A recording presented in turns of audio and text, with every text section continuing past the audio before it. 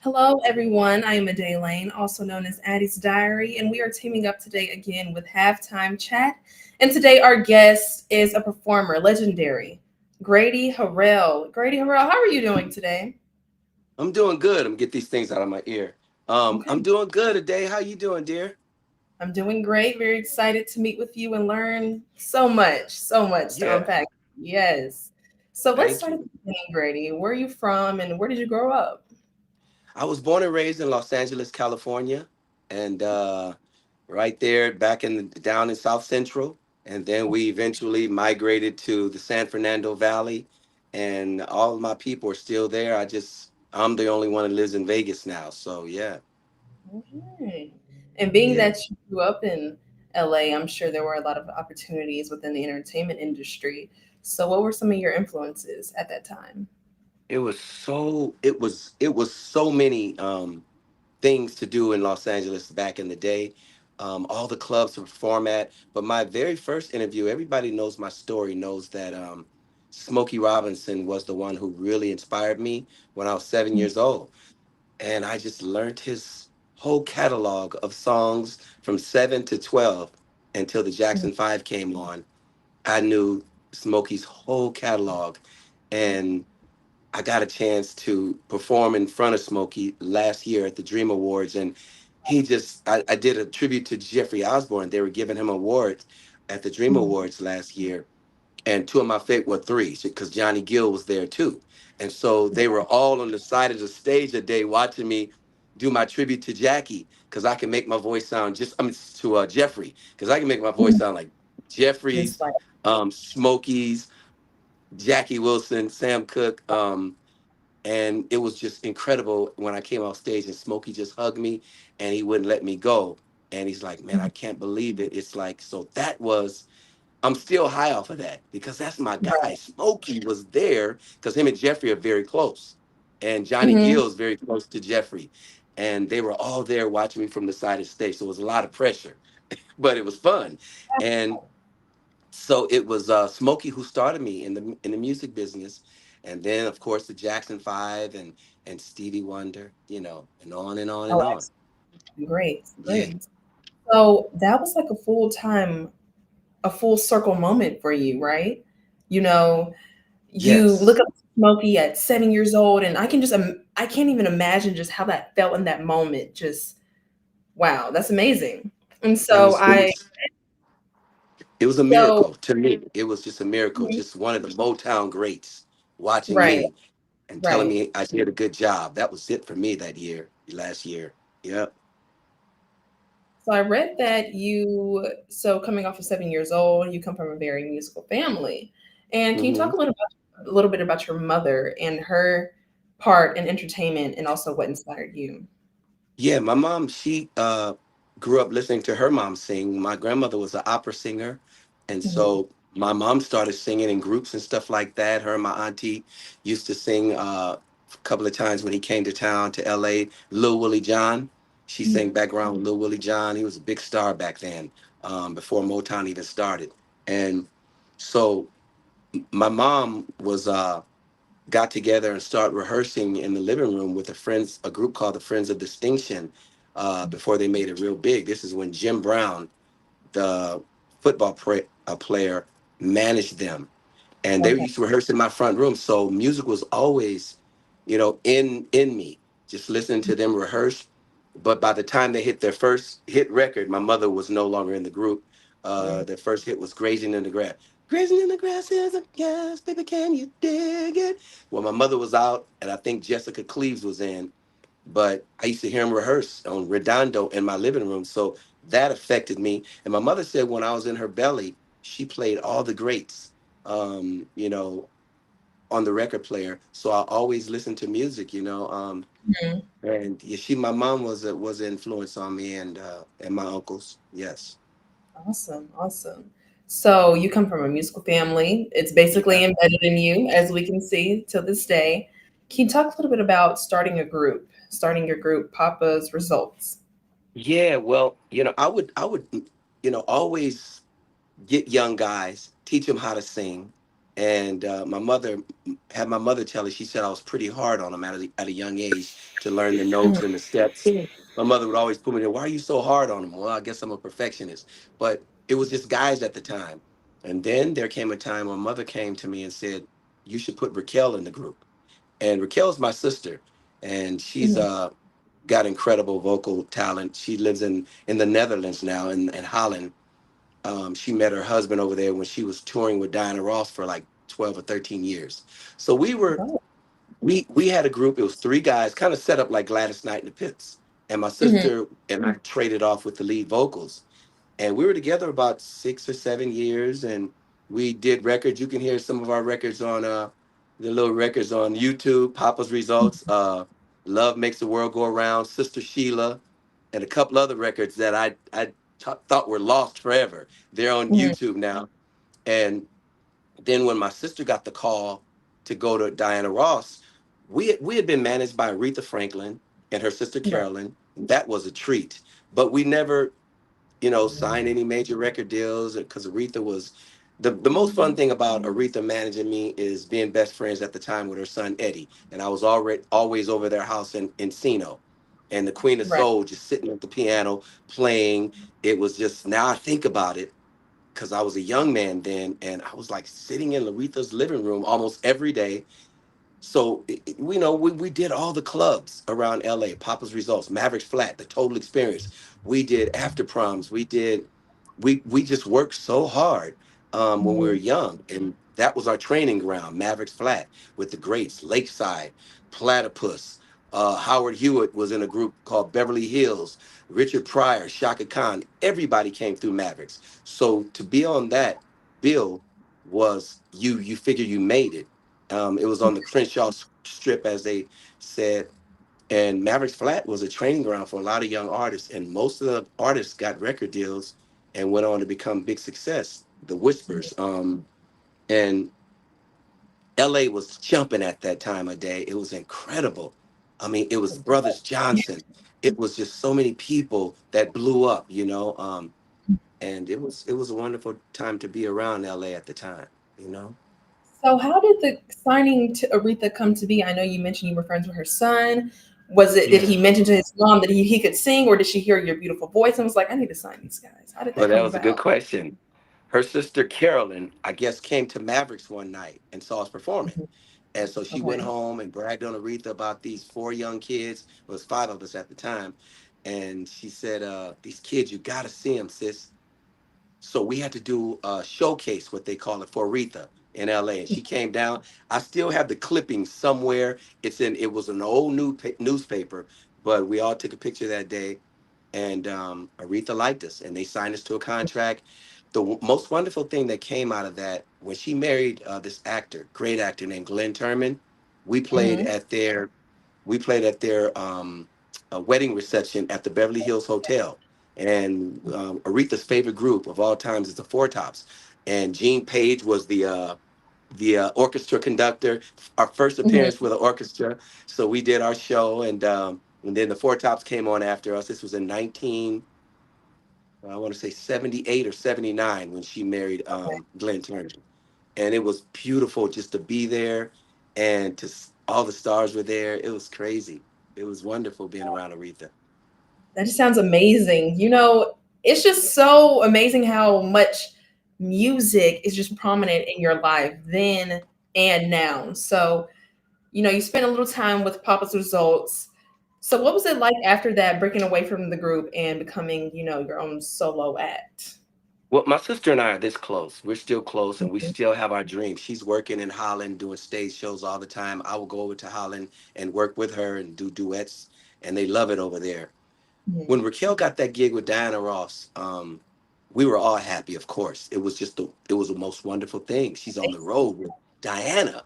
Hannah And Ross. so, yeah, so I'm at home and I'm just basically not really doing nothing. I think I had a band at the time, or maybe the band came later, and I get a call from Jeffrey Daniel. Um, Jeffrey, of course, they say he taught Michael how to moonwalk. Jeffrey Mhm. briefly went to Dorsey High School with me, and Jody went to Dorsey High School. She was a year behind me, Jody Watley. So I get a Mhm. call from Jeffrey, and he said, "Hey man, my friend who lives here, the world is so small. His name is Gerald Brown. Um, their first big hit, Shalimar, was with Gerald, Jody, and Jeffrey. And their first hit was called Take That to the Bank. Take that to the bank. A long time we've been together, been through the stormy weather, you and I. Shout out to Gerald Brown. He's a good friend of mine. Well, Mm-hmm. Gerald, I guess, got into some discrepancy with Dick Griffey. He just dropped out in New York. So Jeffrey and Jody called me, said, "We want you to be in the group. But you got to go down and meet with Dick Griffey and Leon Silvers," which I did. And I had no idea that Howard Hewitt or Jermaine Stewart was also um, auditioning. So we know who Mm-hmm. got the gig. The best man got the gig at the time. That was Howard Hewitt. And Mm-hmm. I didn't feel anything bad about it. I was kind of disappointed to be a young man. I just was wanting to be on the road and hang out with my friend Jeffrey again. But I look back at I listened back at the old catalog of the Shalimar songs. I couldn't even Right. fade Howard at that time. Howard was head over heels above me vocally. And Mm-hmm. so they made the right decision. And so I just started, never stopped singing a day. I always got a band to sing with and always did shows. And that's what I Mm-hmm. did for years until I got my record deal. Right. Yeah. So at this point, you speak about your love of singing. Did you have any vocal trainings, vocal coaches, as well as like growing up in a church or some sort? Where did that training come No, from? I, I taught Talent. myself. I You were, literally yeah, taught myself how to sing, listening to gift. Smokey Robinson. I knew Mm-hmm. all his little innuendos. Ooh, baby, baby. Yep. Ooh. I just learned all his stuff. I know all his songs to this day. So, Mm-hmm. um, fast forward, my sister and I, um, before she went on the road with Diana, we were helping a friend of ours out named Vivian Tan. Vivian Tan was doing a show at this place in Santa Monica called The Horn. Everybody used to perform there, and we were singing background. Well, this lady, she's an actress named uh, shoot, I'll get her name in a minute. She came and asked Okay. my sister and I if we could, she's an actress and a singer, if we could sing background for us because she loved our voices, right? And Mm-hmm. Jillian, Google her. And she had some movies on all over the TV, and she was a singer. So we sang at the Dorothy Chandler Pavilion, which is one of the most beautiful places to perform, right? Downtown Mm-hmm. LA. We were singing Right. background.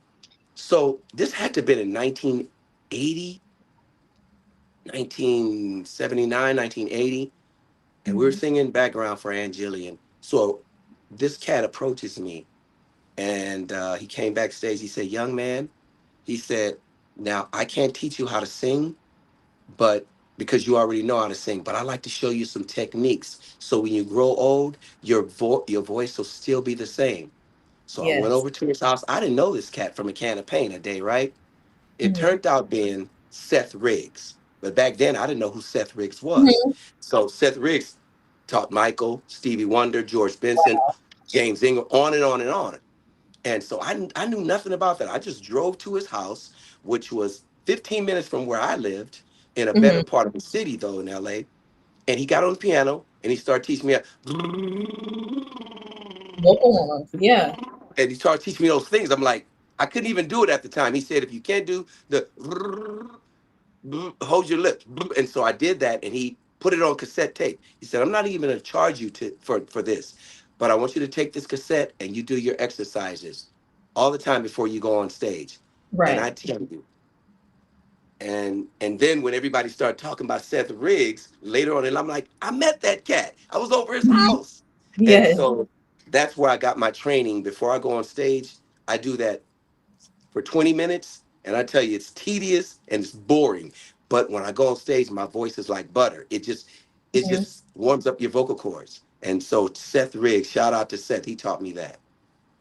Awesome. So we're gonna Yeah. head to comments right quick. Stevie Street says it's Grady Harrell, one of the greatest New Jack remixes. Patience, killer vocals on that track. Oh yeah, Show thank you. says. That's one of my Lee favorites too. Harris, Lee Harris says those Aretha Franklin stories are amazing. So much history. Yeah. So Shout yes, out to so Lee. I love you, Lee. I'll see you when you come yes, out here to Vegas, dude. Yeah. yes. So Let after your say vocal, shout out to Lee for hooking us up a day. yes, shout out to Lee for Your hooking us nephew up. hooked us I'm up. glad this Yeah. happened. So after your vocal trainings and you're just moving around in this industry, meeting with the legends, perfecting your craft as well, you were a soul train dancer for a little bit, right? Yeah, it was crazy. It was so Soul Train was filmed right down the street from my house, and all our friends, was on Soul Train. I was so busy with my music that I wasn't like a regular like all of them, but I would go and dance on Soul Train because it was nothing but a big party. From Saturday and Sunday, we would shoot 4 episodes to last the whole next month out, right? And when I Right. first went to Soul Train, we jumped the fence to get over. And shout out to Chuck Johnson, rest in peace. He was a floor dance coordinator for Mhm. years. And all our Soul Train family is still a big family. And it was just the amazing part of my life. I wish I had danced on it more, like all my friends, like Charlie Wu and Big Louie and all those cats. We still meet together. Matter of fact, they're giving a celebration for Jeffrey Daniel and Howard Hewitt on I think it's the 24th of this month, August 24th. Um, I guess it's their celebration of their year around the sun. So they wanted me to come and sing for Howard and go figure. It's like surreal. So I'll sing a Mhm. couple of Shalimar tunes. Let me see where that is. The Soul Train. Oh, yep. 24th of this month in LA. All the Soul Train dancers, Wow. grown a little older, but everybody still looks good and still be dancing and partying. We still all close like this, all the ones who are still alive. Nice. The Yeah. R&B vault says, "Did you know the Good Girls who were also Soul Train dancers?"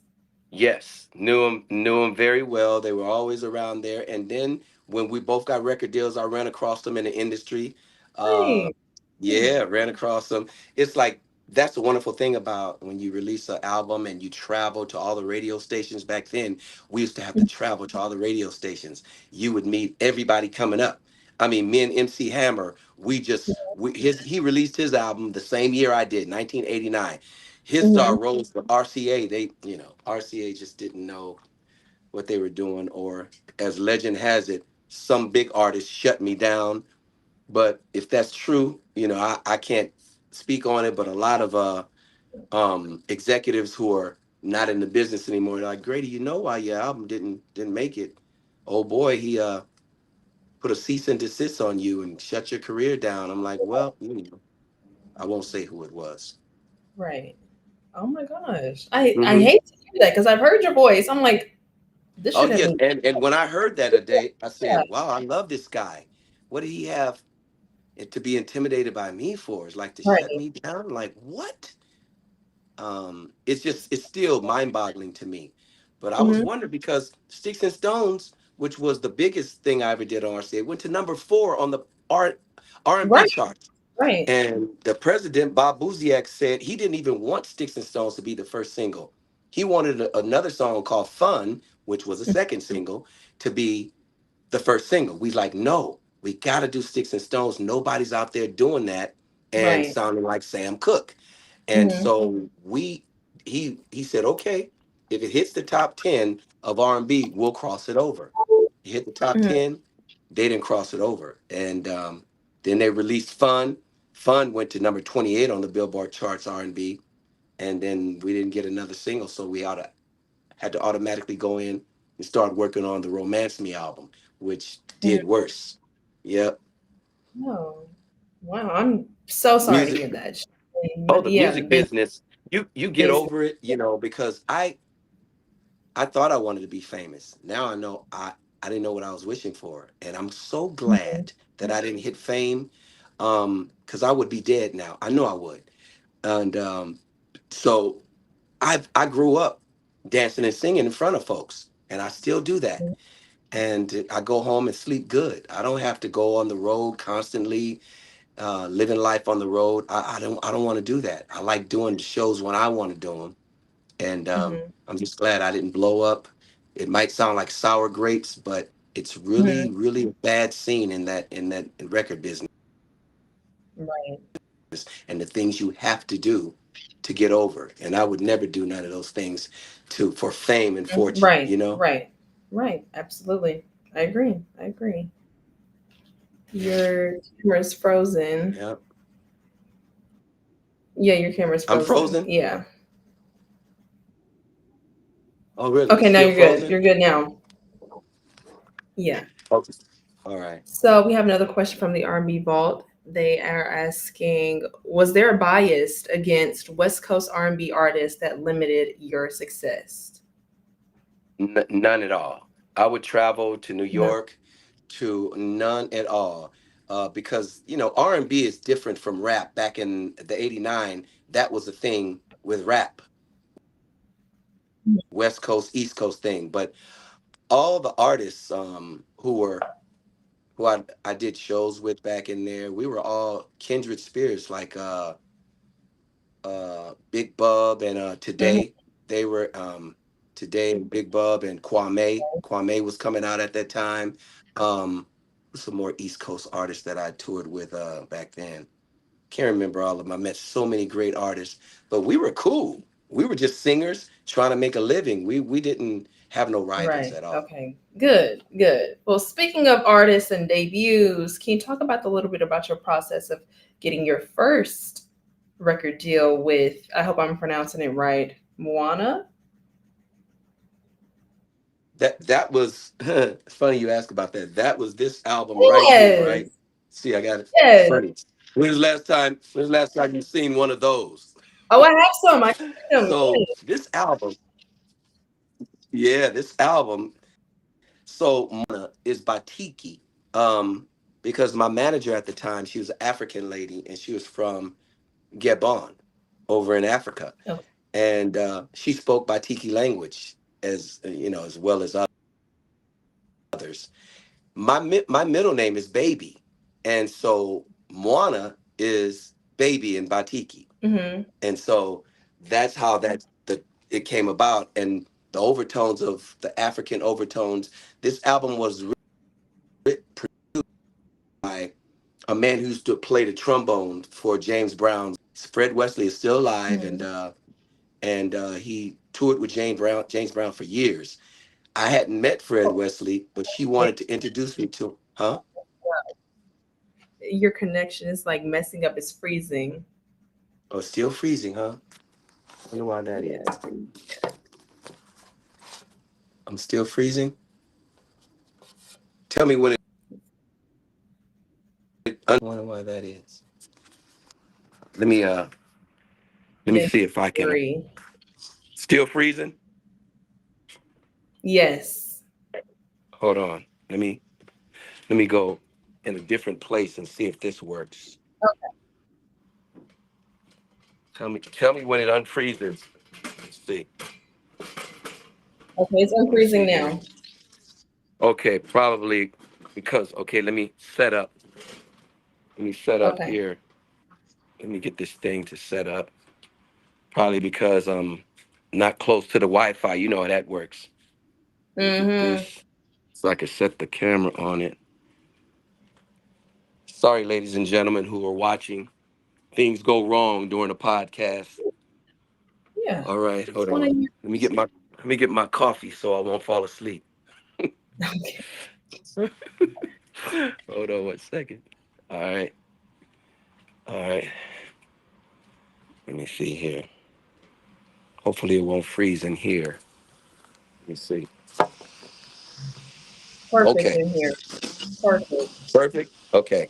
So, oh yeah. So Fred Wesley.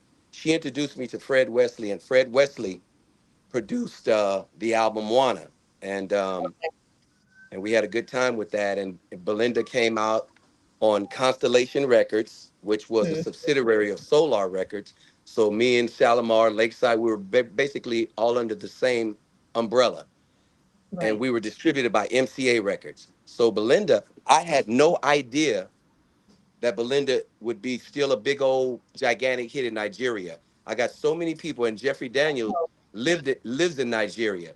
And he's like, Mhm. Grady, they play Belinda every day on the radio. And so people, I got a Mhm. lot of Nigerian friends on my Facebook, and they're like, we grew up on your song, and this and that. And my manager, she made a beautiful video, Belinda, and it was really a great experience meeting all the great musicians that they hired. Nate Watts, Ralph Johnson, who plays still or part of Earth, Wind and Fire. It's so I didn't know the guys at the time. I would just read their names on records that they played on, and she had the ability monetarily to pay for the greatest musicians in Los Angeles to be on my album. Yep. Wow, that's that's amazing. Wow. Yeah, it was a Huey fun Street experience. wants to know about the track "Wanna Be With You," one of his favorite New Jack Swing tracks. How did the I track? want to be with you. I really. Oh, that Mhm. see now that song was written and produced by Ron Spearman and Basal Benford. So Okay. my friend Andre Cleveland brought me all these songs, right? And I Mhm. said, I gotta do that one. Well, I want to be with you because it's just, girl, I really wanna be. Doesn't matter what we do, darling. It's just Mhm. like the song just captured me. And so I chose that song. I chose that one, Patience.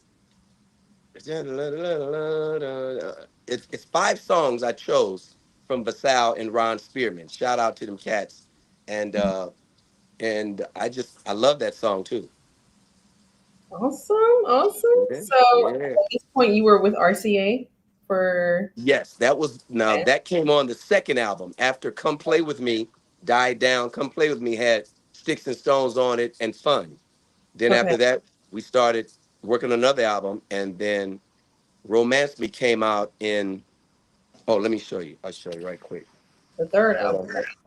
Yeah, this is no this. Yeah, this will be my third album. So this is 1 second. I got to show you how dapper I looked on the cover. I ain't bragging, but I'm just wanna. So We that's want to that see one. it. Yes, we want Yeah, to. like, that's that one. That's that one. That's that one. And hold on 1 second, you guys. Getting See, I got all these albums because what I do at my shows a day, I be selling the CDs at the show. Wow. Uh-huh. Even though a lot of people don't have CDs anymore, but Hmm. I sell CDs at the show, and they be buying them. You I gotta, know. you gotta, you gotta make extra money with merchandising, right? Yep. Take Yep. my so this of course is Moana, Hmm. and then the second one came with oh man. Well, anyway, I ain't gonna go back over there. This is the third one. Um this is one with I Really Want to Be With You. Hmm. Yeah, that one, and we had a video to that one called Don't Turn Your Back on Me. And Don't Turn Your Back on Me didn't do too well on the charts. And then after that, the deal with RCA was kaput.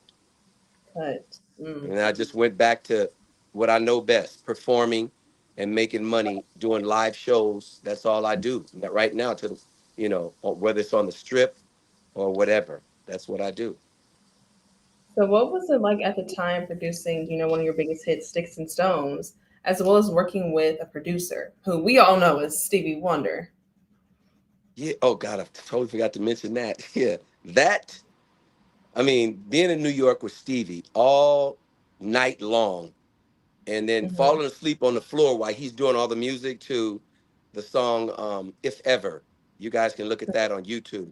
I sing you a song without a word, still you Hmm. would hear my tune. Well, Stevie did all the music. He would get in the studio about 1 in the morning, and then he would work on all the music, laying it all himself. Everybody would leave because when he first got there, it was kind of like a party, and he always had spread with shrimp and everything, and we partied. And then it was just me and Stevie in the studio, and he'd take his glasses off and get to work, and Hmm.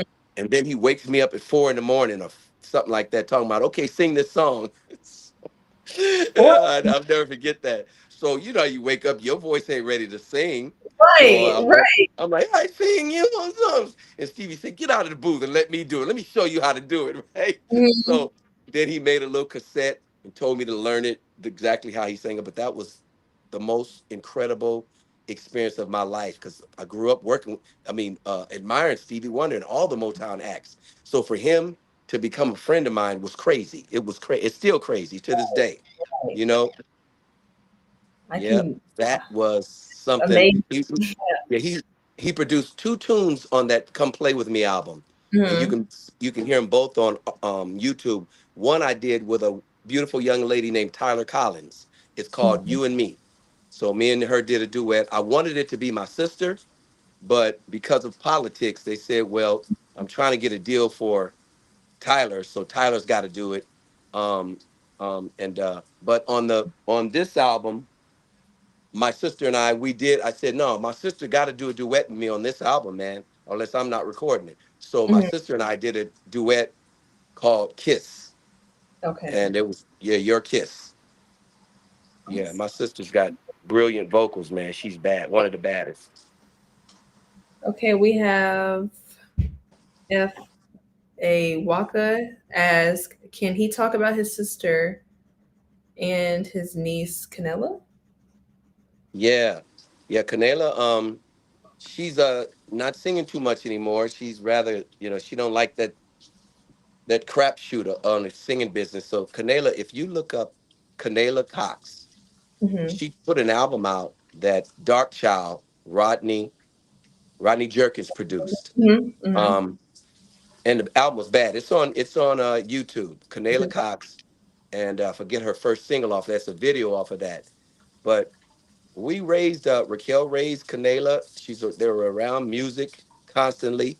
I raised all my boys singing, and then when Papa's Results disbanded, I thought it was a good idea to have my oldest son Grady, my second oldest Anthony, and Canela do Papa's Results. So I would have them singing and dancing with me, as you see them singing and dancing in the Sticks and Stones video.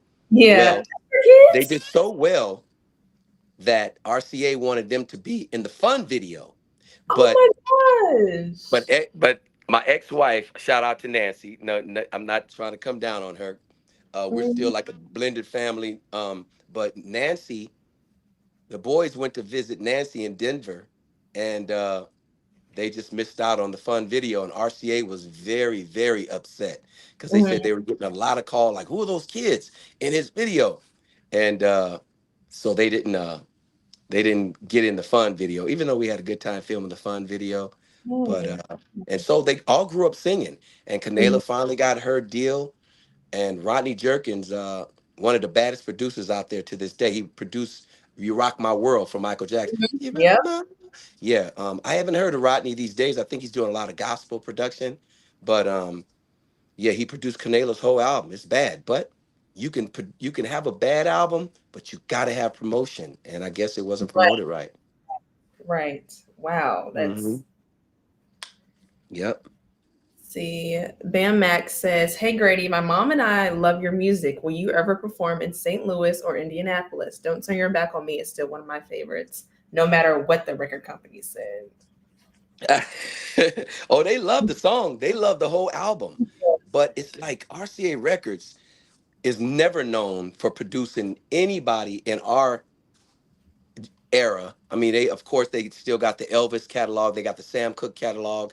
I think they got all those old cats. They're living off of their catalog now. Mhm. Maybe Frank Sinatra, Nat King Cole, all that kind of stuff. But I don't ever remember them producing big acts. I mean, Glenn, I forgot Glenn's last name. He did okay over there, but Glenn who? Glenn Jones. Yeah, Glenn Jones. Glenn Jones was kind of cool. Then my little dude who played the guitar, we were always going out. He's from South Africa. Mm-hmm. Oh, anyway. But RCA, man, the album, we did our job. They didn't do their job. And Mm-hmm. so it's like it never stopped me though. I just kept on. My sister's doing the same thing. My sons are doing the same thing, singing and dancing, making a living. And Right. so record companies should not make you or break you. You should because even if you get a big hit, you got to go out and entertain for people. You know what I'm saying? And that's But when Sticks and Stones was a big hit, to answer your question, it was so much fun meeting all the artists that I love who Mhm. also had hits. And we'd be partying backstage, James Ingram, Teddy Riley, a lot of those cats. And they looked up to me. They're like, oh man, you the next best one. Your voice is yada, yada, yada, right? I mean, Right. it's wonderful to be admired by your peers. Hmm. And and then they skyrocket as far as selling records and you don't. Hmm. That gets to a young artist because I was, a young artist at the time. But I didn't let it break me. I just You keep didn't let it on break you. dancing and singing. Yeah. Still doing your thing. Still doing your Yeah. thing. Yes. Hmm. So with this third album, Romance Me, you ended up on BET with Donnie Simpson. How was that experience? Yeah, I was on BET with Donnie Simpson on the second album as well. Okay. And the Okay. funniest thing, when BET first came up, they were playing Belinda. They were playing Belinda Mhm. back in like '83. And Right. but Donnie, I met Donnie when Sticks and Stones was a big hit. And I Right. still got those tapes around here somewhere. And Donnie, he's like, man, my mama loves you. So he Hmm. said, next time, he said, can you sign a picture for my mom? And so if you look at the second time I was on there with, uh, I think I was on there once on the first album because with Fun, they played it a lot, but I didn't go back a second time on that first album. I went back on Romance Me album with Don't Turn Your Back on Me. And so Hmm. he's like, Mama told me to tell you hi and this and that. So it was always great being on any, whether it was on Yo MTV Raps. I did a lot of those little things. BET was really big at the time. And Yo MTV Raps was good too in MTV. I wish I could find that tape because I was on there. Um, but it was always fun hanging out with Donnie. Donnie was a good dude, and he always tried to promote all the black artists at the time, even some Right. white artists. But Donnie Right. was always he was a fan of mine, and I shout out to him on Instagram sometimes to this day. Mhm. Nice. Nice. Love that y'all Yeah. have stayed in touch. We are welcoming Namdi to the conversation. Uh, Great. I can't believe that you sang Belinda. So, my parents are Nigerian, and I went to boarding school in Nigeria. And when that song came out, we thought you were Everybody says Nigerian. that. I'm like, so you said I just searched on YouTube. I'm like, Belinda, that Yeah. was you. Oh, you didn't know Goodness, that when we talked you didn't earlier? realize how big it was. We thought you were Nigerian. We thought it was one of our biggest hits as kids. That was they played all the parties. It was national Yeah. stuff. I meet so many Nigerians that tell me, and I didn't believe it until I talked to Jeffrey Daniel, and he said, "Dude, Yeah, yeah. Jeffrey's yep." out there. Shut He up. said, Yeah, "Dude, they play your record every day." I said, "What?" yeah, He said, "Every day." And every Nigerian I talk to, man, they say we grew up on Belinda, and that's a yeah, wonderful yeah, thing yeah. always. We thought you were Nigerian. Did you ever come to Nigeria Never, to but perform? I've gotten recently. They like, dude, you can fill a stadium if you come out here. I'm like, I'm like, well, let's make it happen. And they're like, okay, I'm gonna work on it. But it's saying it and doing it is one thing. Doing it is another thing. You have to have a promoter who's gonna bring me over there, and I want to go because I got a lot of people who love my music over there. Mhm. Yeah. Okay, all right. I'll see you Hmm. guys. Thank you, Namdi. Yeah, Yeah. that's crazy. So He's Nigerian. I didn't know that. yes, yes, he is. Wow. That's Yes. crazy. Oh, We have another question from Lonnie Clark. Lonnie Clark asks, "What do you think about today's music?" oh man. It's great. I mean, it's so many great artists because music always evolves. It Mhm. evolves just like back in when they had rock and roll, and then they came with the R&B, and then they came with the rap. It's gonna continue to evolve. It can't stay the same. Right. So, but you have cats like Bruno Mars. He's pulling back from the '70s. He's going back, and because I think the '70s, my opinion, humble opinion, was the greatest music in the world in the '70s. It was just so much music, and of course the Motown sound, which came out in the mid '60s and anyway. But '70s had so much good music, and that's why on Bruno's last album, and what he did with Anderson Paak, that was a great album because he pulled back from a lot of you know But I love Bruno. I love all the new cats. It's so. I mean, when I'm scrolling Instagram a day, and you Mhm. probably can attest to this, it's so many people who can sing. It's Yes. ridiculous. Yes. And I follow all of them. I'm like, oh my God. And I send it to my son, Grady. I'm like, Mhm. listen at this. It's Mhm. so many incredible singers that be riffing. And I'm like, oh my God. Like, it's just so many. Right. Um, so that keeps me on my toes. I listen to young singers and what they do. Mhm. You never stop learning. So Right. the new cats, they ain't no joke. They are Mhm. singing these days. Like Yes. that young cat who just won American Idol, Yes. Jamal. From Mississippi. Woo. Yeah. Oh, but Yeah. did you see that little gospel dude on there, 17-year-old one? No. He he was 17, black guy. I guess you don't follow because I follow. I looked at every episode. No. This little black 17-year-old, he was big and thick. He reminds you of a younger version of Marvin Winans. This Wow. dude was, I'm not gonna say he outsang Jamal, but he outsang Mhm. Jamal. But he Mhm. never sang any rock tunes or R&B. He always sang gospel tunes. And I know Mhm. that's why he didn't win, because the dude sang better than everybody on the show. I forgot his name, but he probably saw what was in store for him, and he didn't want to leave his church and all that came with it, because Right. he Right. made the right decision, because this business, woo, he's a humble little dude. And Mhm. you didn't see that episode, and then No. that Kirk Franklin got on the show and tried to pull him, like pull him to the side, because I guess the little guy wasn't moving enough for him. So Mhm. Kirk Franklin pulled him and tried to pull him over to the side of the stage, like, come on and move.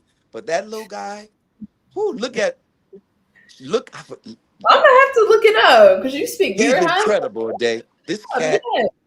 he still blows my mind thinking about this little. He's on YouTube. If I only knew his name, say, what is that singer's name? Google will tell you. Amazing. He was not. He was a. He came straight from the church, but Hmm. he was incredible. Yep. Awesome. So we have Lee asking, let me go back. Are there more videos in the vault, I'm guessing, of Grady's performances live in the 80s and 90s? And did you ever do a tour with Belinda? With who? Did you ever do a tour with Belinda? No, I didn't. I never toured with Belinda. I never did a tour with Belinda, but you know, if you look at there's a couple of things on my YouTube page. It's Mellow/baby, like Mellow space baby, Mellow baby. That's my YouTube page. Or you can put Grady Harrell in there and then put Mellow space baby. Then it come up, because if you just put Mellow baby in there, a lot of Mellow babies will pop up. So you can Right. put space baby and Grady Harrell. And there's something I put on there with me doing, I think it was Girl, I Really Want to Be With You. Um, and I might have did Sticks and Stones in one of the big clubs in Hollywood. But I got a lot of things on that VHS, you know, Yes, yeah, reel. I saw it. Yeah, yeah. So look, But the video, if you look up the video of Belinda on YouTube, it's not as clear as the one on your channel. So I love seeing it in like HD on your channel. Yes. yes, I saw that Yes. a day, and I'm like, oh, somebody put this in HD, and I'm like, Mhm. wow. So I think I put it up there. I just put it up there 2 nights ago, or maybe last night before last. I said, Mhm. this is a clear version of it. And so I Yes. put it up there. I try to Mhm. get everything off of my phone and and put it up on YouTube and Yeah. not Facebook, because Facebook can shut you down and you lose all your stuff. Mm. So is anything I do, it's all on Facebook. There's so much stuff. All the tribute acts I do, Four Tops, the Jacksons, the Temptations, Jackie Wilson, Sam Cooke, all of that Mhm. stuff is on Facebook that I do. I'm sorry, Okay. YouTube. YouTube, Okay. yeah. Got it. Yep. Got it. And our host Nambi just linked his YouTube in the chat, so you all can go click right there, subscribe, and keep all updates on his channel. Yeah. My next question, and what I'm in shock. This is where I come in shock because, you know, the Jacksons, The American Dream, hit in 1992. I remember being in fifth grade in the early 2000s, and just me and my siblings. It would come on BET all the time. We love Jackson American Dream. Can you please tell us about the process of getting the role of Jackie Wilson? Yeah, I can't make this stuff up. So, I got all these talented sons, brother, shout out to all my sons and my daughters. Um, so they were little kids at the time, and coming down from the Sticks and Stones hit, which hit in '89, and it took me all the way to the mid. Uh, I would go out and people still would recognize me in '91. And then I had a manager at the time. His name was Tony Jones. His cousin is Suzanne DePass. Well, Suzanne DePass worked with the Jackson Five when they were young, and she was right. She's the one who told Barry he should sign these kids. Suzanne was producing the miniseries with Jermaine Jackson. So Tony, who worked right up under his, I think he was her assistant at the time, he told me they were doing a Jackson story. He said, I heard you got all these talented sons, man. You know, bring them down and we'll open the back door for you so you'll beat the cattle call. And that's what I did. I'm taking all my sons, Papa, Jake, Grady, Anthony. I'm taking them all on the auditions, and my nieces, Kanela, Brooke, my daughter, and I'm taking them on audition, callbacks. The last day of callbacks, to make a long story short, they say, we want to see Grady maybe playing Jackie Jackson at this age, Anthony, Yachty, and on and on and on. And we want to see you. I'm like, you want to see me? I didn't audition. I'm just taking the kids. He said, well, yeah, Jermaine said you look a lot like Jackie Wilson. Do you know any of his tunes? I lied and said yes. And so, yeah, so I was scared to death. They said, well, prepare a tune, come back tomorrow, and we'll see what happens. So I Right. went back the next day, and I kind of knew that song. Your love lifting me higher than Yes. I've ever. So I sing. I went Hmm. down. Michael's mom, Miss Jackson, was there. Jermaine and his girlfriend Margaret at the time. They were producers on it. Michael Peters, who choreographed Michael Jackson's Thriller video, Billie Jean video. Not Billie Jean. Beat It video. Rest in peace, Michael Peters. They were all there in a little room, and they were sitting on these on the risers, and I had to get up and sing.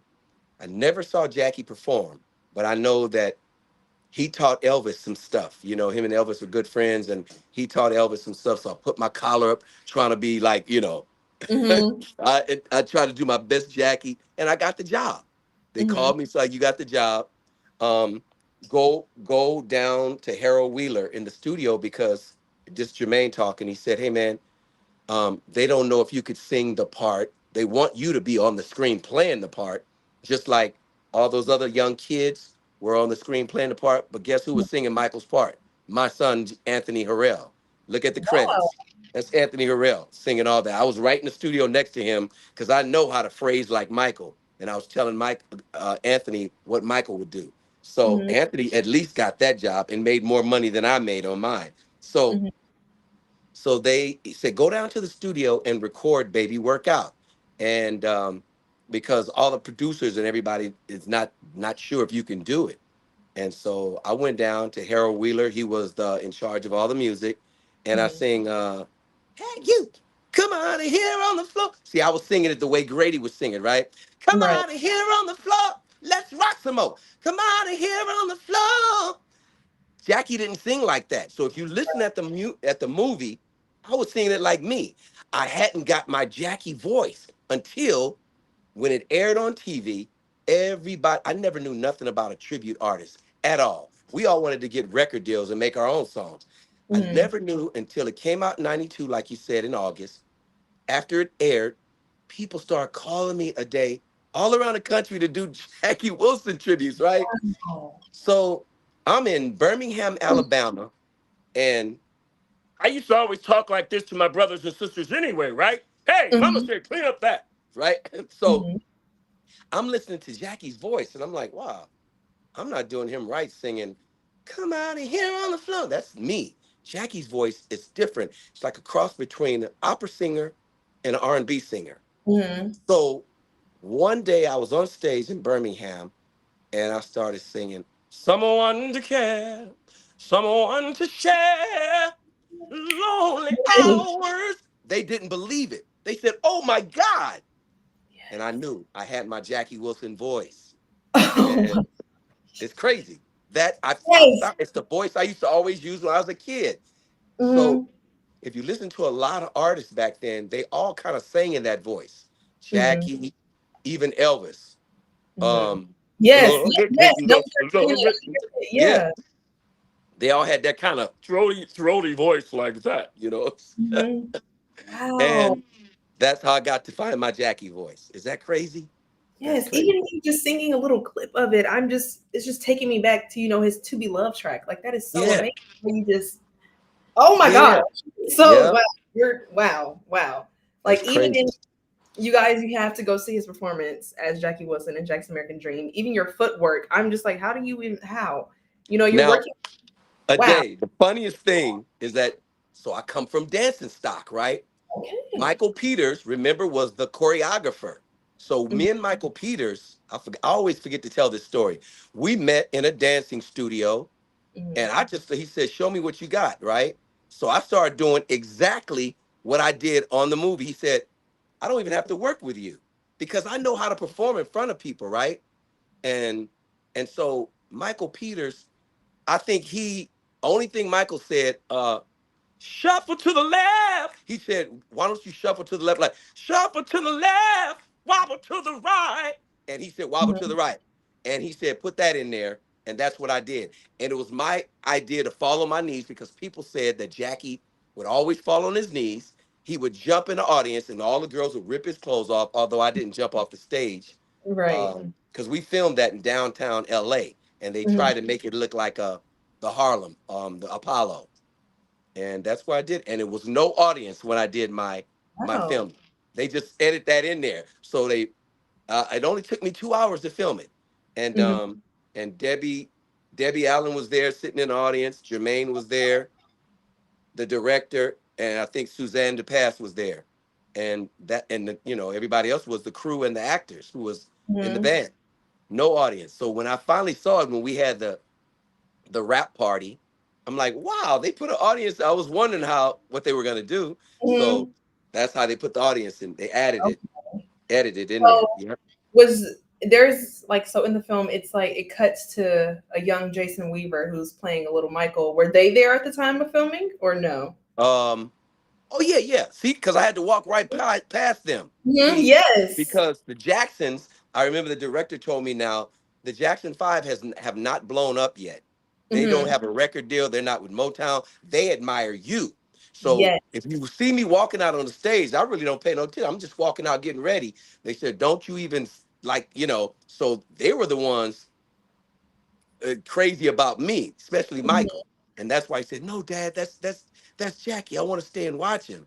So I just walked by Jason, and we did that twice or something. And I'm looking, waiting to go out, waiting for the guy to announce my name.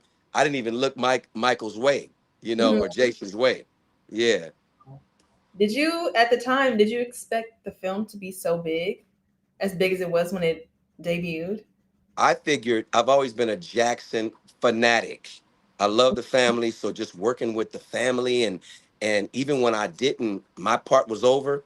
The director said, "You're welcome to come to any filming," which I did. Every Mhm, time they filmed, I was there watching, and everybody showed up on the set, but Michael. Michael never came on the set, but okay. Jackie would come. Jermaine, of course, he was always there because he was producing it.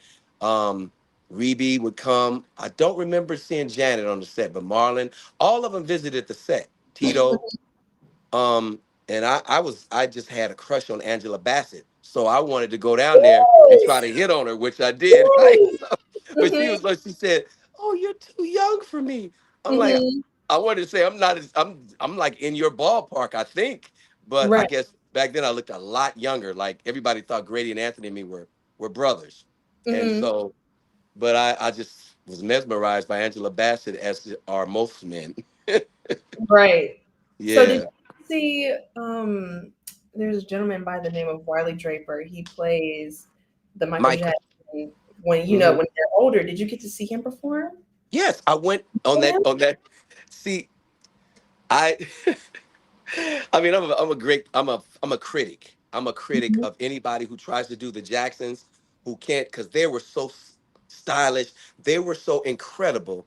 Hmm. Wiley was good, but Terrence and all them other guys, I'm so sorry for saying this, but if you look at Jackie and Marlon, who Hmm. were dance fiends, and all three of them, Michael and Marlon and Jackie dancing together, then you compare it with um, the up Terrence and the other little guy who played Marlon, and then the two guys who played Tito and Jermaine.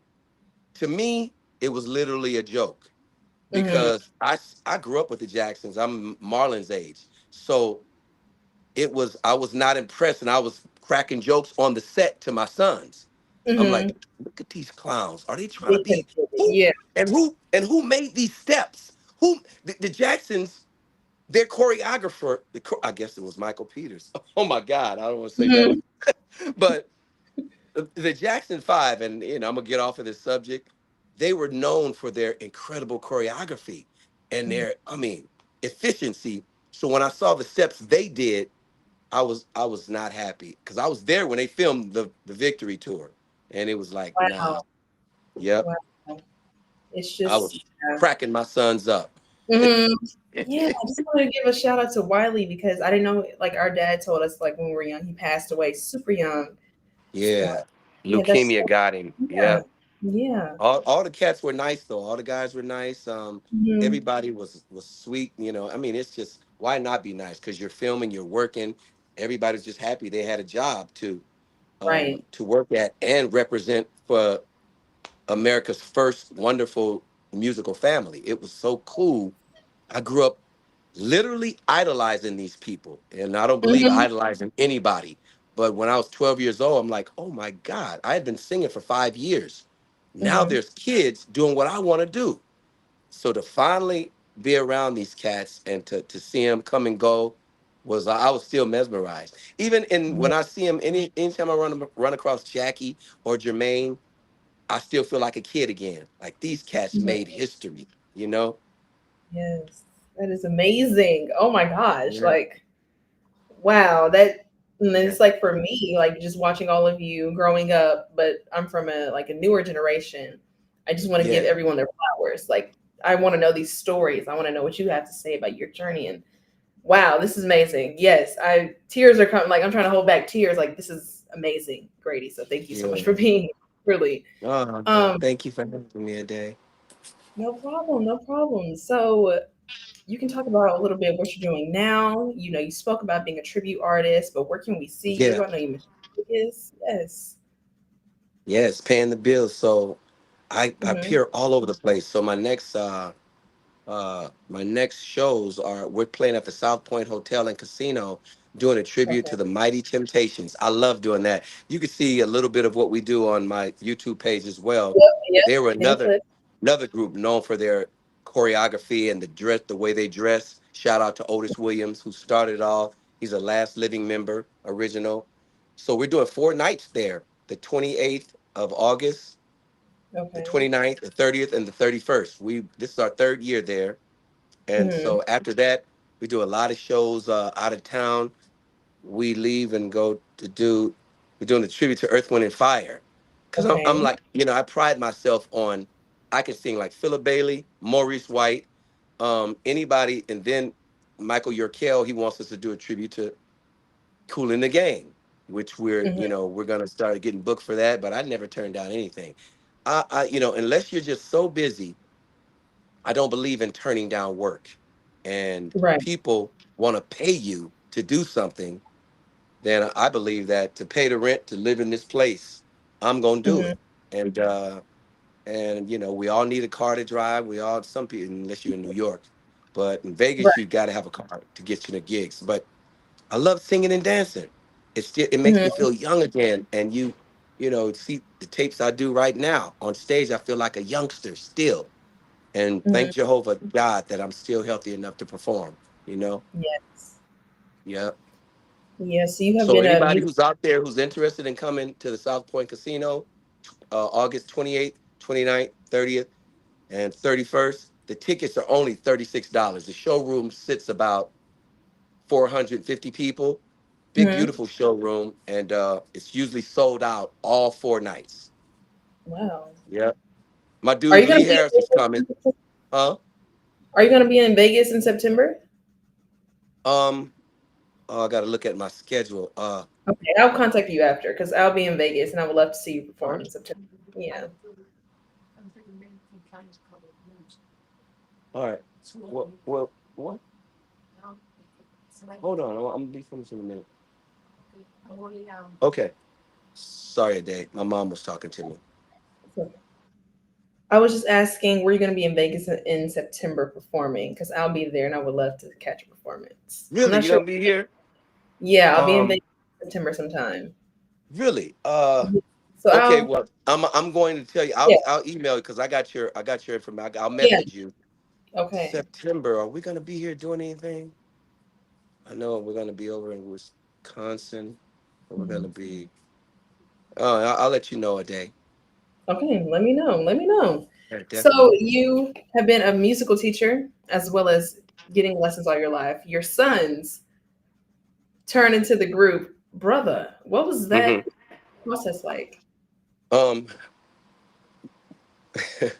it was wonderful teaching them how to sing. Grady and Mhm. Anthony would say that I was a little hard on them, but now they're making a living at it. And I was with Anthony. I drove to his house yesterday to pick up Okay. my check. Anyway, but we both sing for all three of us. We sing for this company called West Coast Music. Okay. And if you guys go to westcoastmusic.com, we do a lot of high level gigs. Like Hmm. I think Grady and them sang at Justin Bieber's wedding reception, LeBron James' wedding reception, Scooter Braun, who used to manage Justin Bieber. So we do gigs like that. And most of them a day are wedding receptions for the rich and famous. So we all get our checks are cut the same time. So I'm like, hey man, Anthony, are you going to LA to get your check? So Yeah. Grady went to pick the checks up. I said, well, I'll go to Barstow. I'd rather drive 2 hours to your house than 4 hours to Grady. So I Hmm. went to see my grandkids and got a chance to see the squirt. That's what I call Aunt. But anyway, Hmm. raising them, I could teach them only teach them what I knew.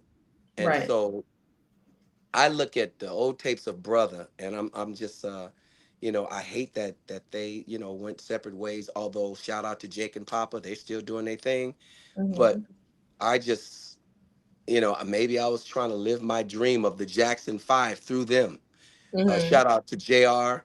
and Anthony and Grady and Pop and Jake. I love them. It's like that's why we do try to do family day to get together and all sing together. Me as a father, that's what I love to do, to sing with my sons. That's just a dream Right. come true for me. And when you have kids, you'll know. But and they can all sing their butts off. Like Yeah. if you look on my YouTube page, the last time we were together, all together, although we didn't have a couple of the guys with us because they were busy, but mostly it was a lot of us singing one of the Winans tunes back in February 8th of this year. So, but my daughter keeps like, Dad, when we're gonna have family day again? I'm like, okay, let me get all the kids together. But it was tedious teaching those kids how to sing a day. But they're all geniuses now in their own right, and I knew I did something right because Yes, you did. everybody loves them. And when we all sing together, they go nuts because me and Grady and Anthony, we did a Jackson tribute, and I put a little bit of it on my YouTube page. We did it last May, and people are already calling trying to book us for that. But Grady and Anthony are just busy, um, with their because they work every weekend for the corporate gigs. Me on the company, not as much. That's why I have to hustle to do so many things. But I'm just proud that Anthony and Grady are still making that paper to take care of my grandkids. Absolutely. Yeah, Absolutely. yeah, Yes. man. Yes. But they're doing good. All of them are doing good. JR is producing. He's the most wonderful producer now. Oh my goodness. And Cheyenne and Jacob, or Jake and Papa, I don't even have to tell you about them. Just look Jake and Papa up. See how many projects they produced on themselves when brother went their separate ways. They're just Mhm. geniuses. I can't believe and my son Papa, he's got his own clothing line called Real Ones Still Exists, Rose. He's another genius. Shout out to Pop. And Jacob is just my Zen warrior. He works people out, and he's a health fanatic. So Mm-hmm. all my sons and my daughters, Winter and Autumn and Brooke, they're all just beautiful people. They live in their own lives, and Winter's a wonderful businesswoman, just incredible woman with my grandbaby Jagger. And shout out to all of my offspring. Yep. Yes, shout out to them. Yeah. Yeah. Yeah. Oh, sorry. Great. I was just gonna just to find out. I know that they asked about sort of the bias, and it wasn't from the other artists. It's just that a lot of the East Coast groups like Guy or Q Sweat and stuff, they hit hard on the radio stations and they crossed around, but we didn't see the same type of radio exposure for West Coast artists, so like Z Loop or um, um, oh, I can't remember. Chucky to a bit, but I can't remember the other person. Chucky Booker. Yes, but I was wondering how come you had the look, you had the voice, you had the steps, but nationally you didn't get the same amount of exposure as your East Coast Right. counterparts were getting. Was any particular reason that you thought? Like I said earlier, I know that someone shut me down. The train was going so fast. At the point when I was a youngster, I didn't never thought about. I just was upset with the record company. I was mad at them because they promised to cross me over to the pop charts. You Mm, know, that's when you blow up. You know, and they promised to do that, and they didn't. That's why I don't know why. It's like you ask the question all the time. My son Grady asked me all the time, Dad, why didn't you blow up? You deserve it. You was better than all them cats. I'm mm, like, hey man, the dice didn't roll like that for me. For whatever reason, um, this music business is a cold business, man. That's what I found out. yeah, And Lionel Richie, I think, said it best. One out of a thousand artists make it. And you see all the beautiful talent they got on Instagram or TikTok. It's so many people that can sing. It's ridiculous that I never even heard of. yeah, So that's why I just continue to literally perform in front of an audience because that's when you get it on straight on with the fans, and they're right there and you can see their faces. And I see that from actors. Actors say there's nothing like being on Broadway. You can be in a movie, but Broadway you could feel their energy.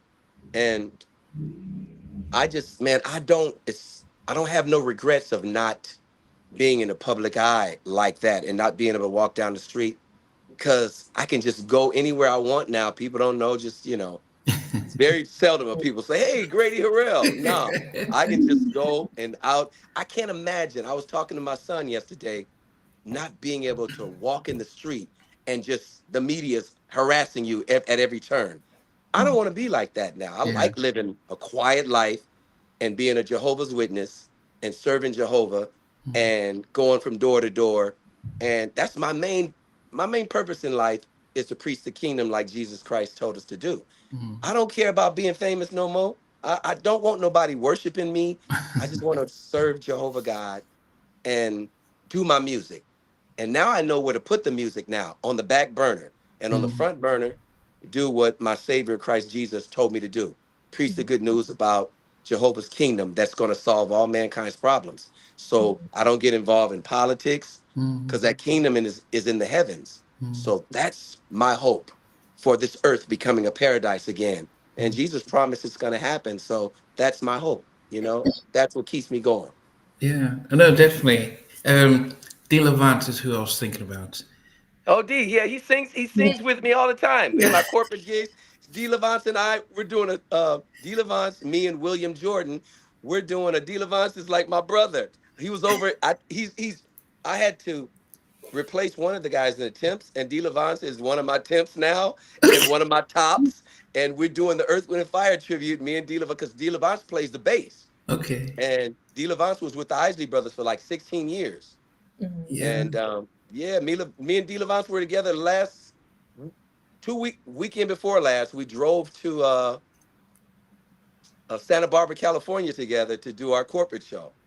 Yeah, no, he's been on the show. I think it was about a year ago that we Oh, interviewed Dilavant, and yeah. yeah, Oh, and then a day. Chucky Do you was. remember? Do you remember interviewing D. Levance a day? No, I no, didn't.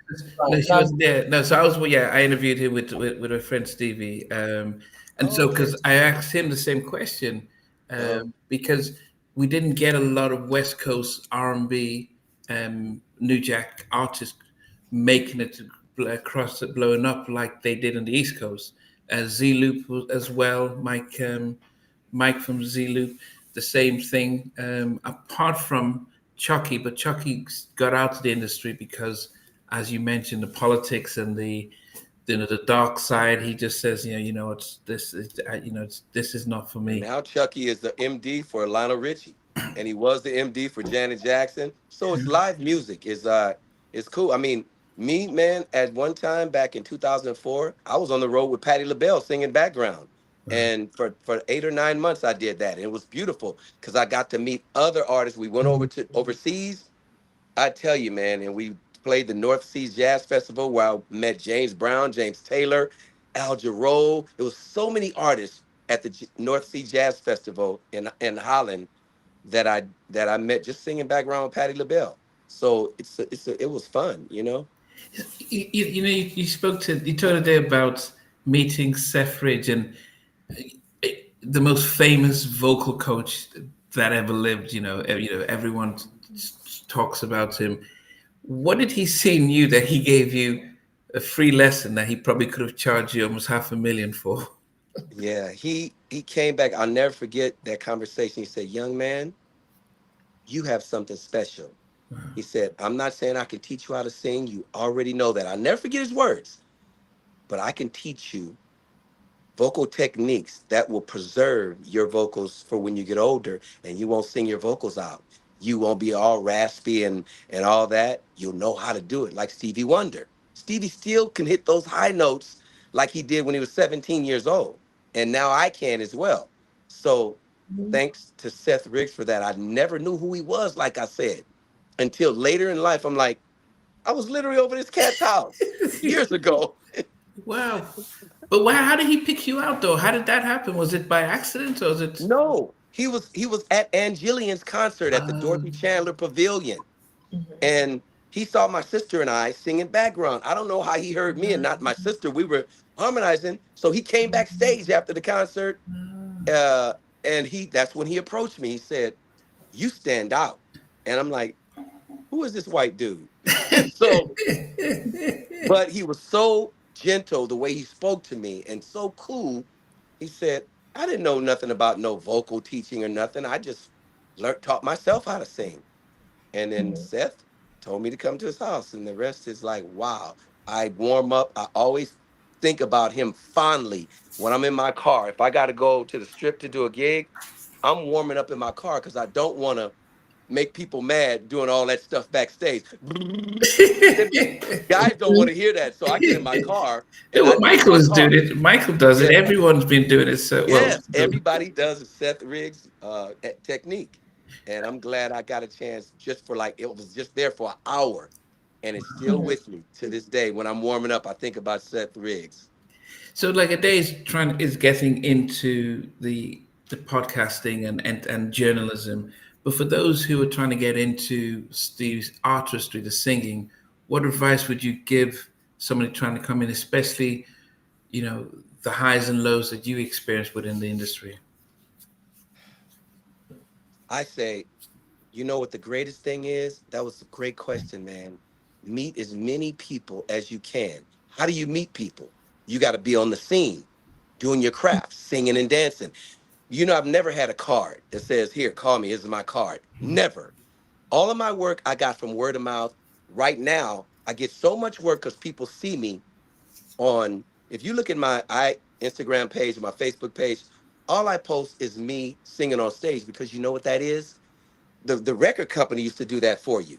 Now Mm. we got something greater than that can go worldwide. I get so much work on from my social media accounts that it's incredible. But you got to stay relevant. So I'm always doing my gigs, and right now I make my money doing live performances. So I say to young artists out there, Get out in front of an audience. Have people film you, because even if the record deals don't work, the record, you can record all you want. You know, everybody records these days. It's the easiest thing to do. But is it going to become a hit? 9 times out of 10, no. You Mhm. know, 1 out of 1,000 make it. Remember that. Are you going to be on the radio? Probably not. You got the greatest artists who never made it. You know, they're on Instagram today. They're on TikTok today. So get you a band and perform in little dives. Perform, and you'll meet people. Who knows who's going to be in the audience? It Mm. might be a Seth Riggs in the audience. It might be a Quincy Jones in the audience that approach you and say, "Man, I like you. Come and do something for me on this BET special." Mm. So our craft is singing and dancing. It's not just recording, because after you record, you got to go out and promote your record. Guess what? Singing and dancing. So Mhm. if you don't have stage presence, if you don't know how to rock an audience, guess what? You can record all you want. But the whole thing to make it whole and bring it together is singing and dancing. Get you a band, go out and perform. That live entertainment is never going anywhere. Mm. It, recording is this part of it. And then people go on the road and they make millions. Taylor Swift made billions of dollars on her tour. Of course, you know, getting played on the radio, if your record blows up, you're going to get those royalties for Mm. years to come. But what if you don't? Singing and dancing. Yeah. I mean, Go look out. at New Edition. I mean, you think, see, they worked on their stagemanship and they worked on that craft, and so they're Woo. still selling out tours and Still stuff. burning up the stage. Boys to Men, still burning up the stage. Um, Otis Williams, the last living Tip, I still don't know out how there he still touring. does He's always on the road. I mean, that's what's happening, man. People want to go out and be entertained. So that's what I say to the youngsters. Learn how to perform in front of an audience. I started when I was 7, performing in front of the neighborhood. Now, thanks to Almighty God who's preserved me, I'm still able to go out and sing and dance in the voice I had when I was a young man Mhm. and rock a crowd. And that's what I love to do all these years later. it. I did just finally for me around 88, 89, when New Jack, we had Guy, we had Troop, we had all that happening. Who, who was your inspiration for the New Jack side of when you were getting into that? Who were you looking at and said, okay, I know you mentioned Big Bob and Today and stuff, but who are the people that really? Back then, Guy was hitting hard. I mean, just to meet Aaron Hall, and I met Aaron Hall when I was on the road with Vesta Williams. I was singing background with Vesta in like 1992. Oh. Yes, and Aaron and Teddy came to the show in Virginia, and they remembered me, like, because Eddie, I had met Teddy earlier at a BRE convention over in Los Angeles, and he's like, and we tried to get Teddy to produce some songs on the follow up album to come play with me, which would have been Romance Me. But their manager at the time, Gene that Christy? guy, the bald head manager, Gene, you know how much he tried to get for Teddy to get one tune? Teddy had no idea. When I yeah. finally ran into Teddy, I said, that guy wanted $150,000 for one tune, Teddy. And so Teddy wasn't even in the office at the time in New York. And so when I ran into Teddy, Oh, your camera is right off. Like, okay, all right, Oh, yeah. Oh, there. yeah, there you are. So Teddy and him and Aaron were together. And we were at a BRE up in the valley. I ain't lived in LA so long, I forgot this. It's Universal Studios up there. Uh, and we were up there, and Teddy came to me and said, "Dude, you're the next best thing." And I said, "Man, I tried to get that guy. I tried to get you on the next album." And so I was telling him how much that manager wanted. He said, "Are you serious?" And Teddy didn't even know. So we had to just go on because RCA wasn't giving up that kind of money for one tune. I mean, to get Stevie Wonder to produce 2 tunes, it was $50,000 a piece for Wow. you and me, and if ever. So I love Guy. Oh man.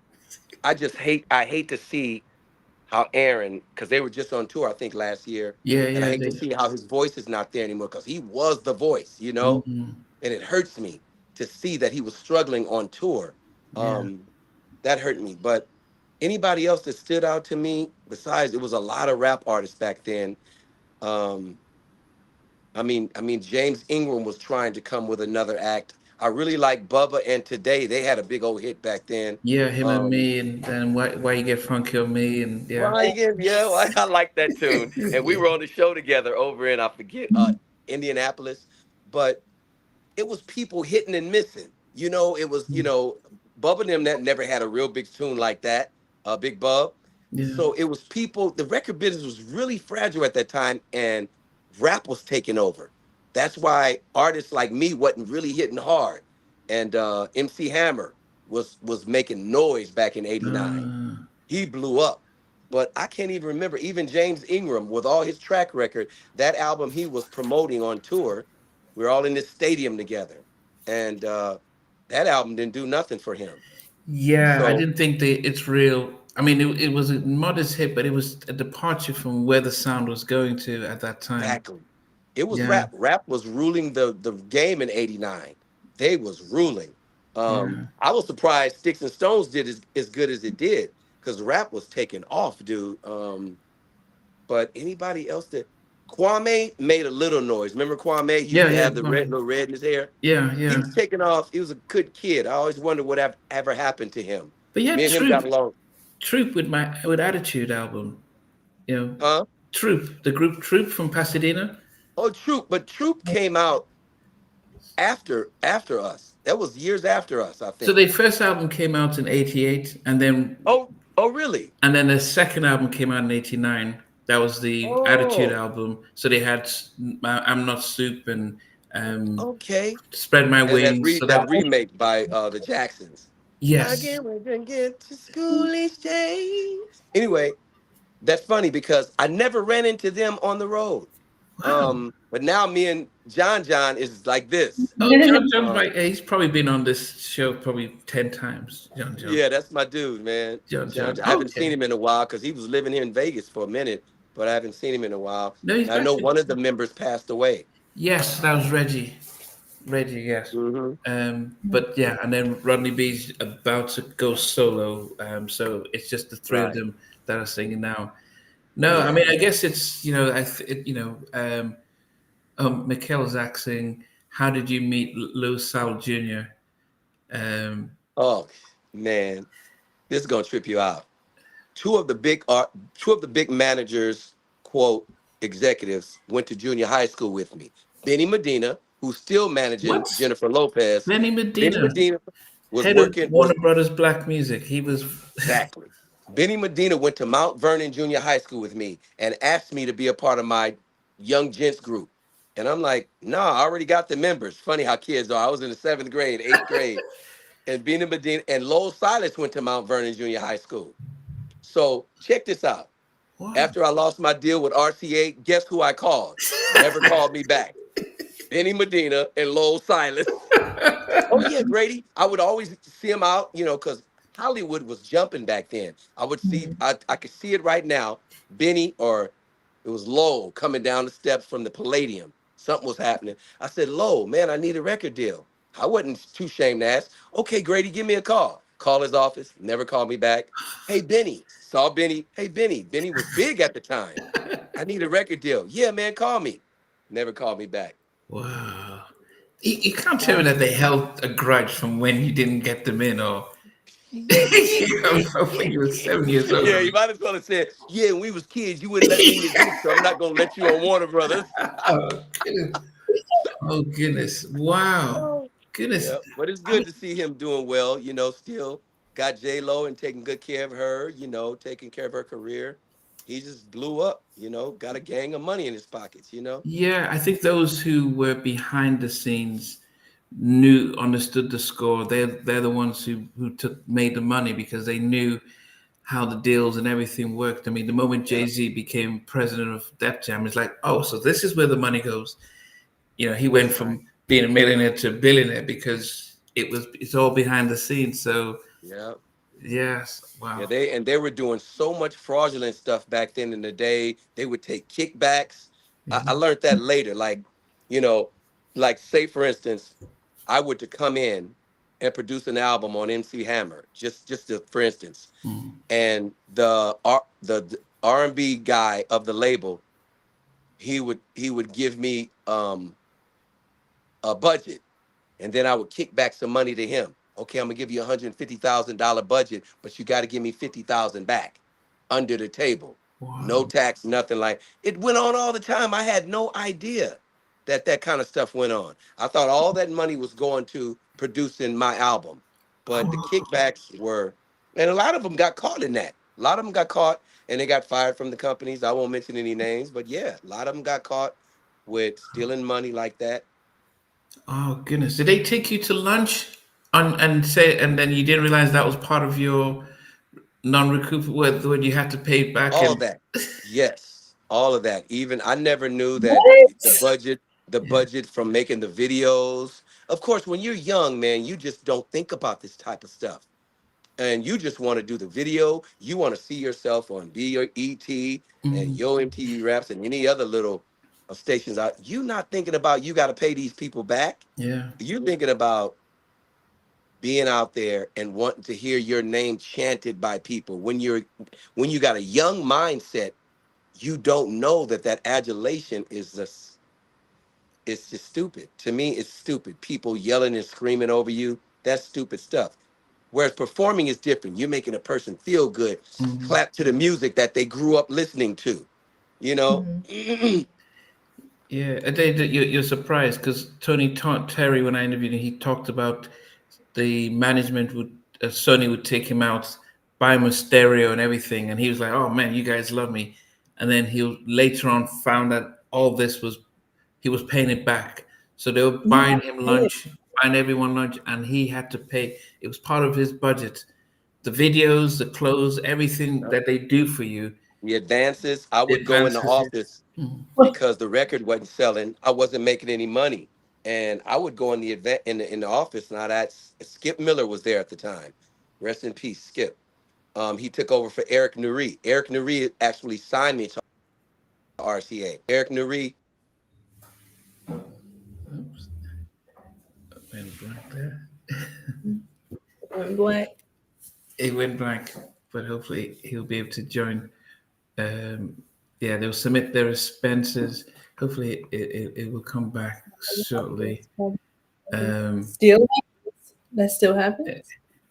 hopefully it'll come back soon. I'll just. This was a question. He says, Grady and his son sing with Gavin Roan. Okay, I'll ask him about that just before. Um, I hope. Let me see. Now he's still signed it. Okay, he's still. Um, he's in. Okay, hopefully he'll be able to come back inside.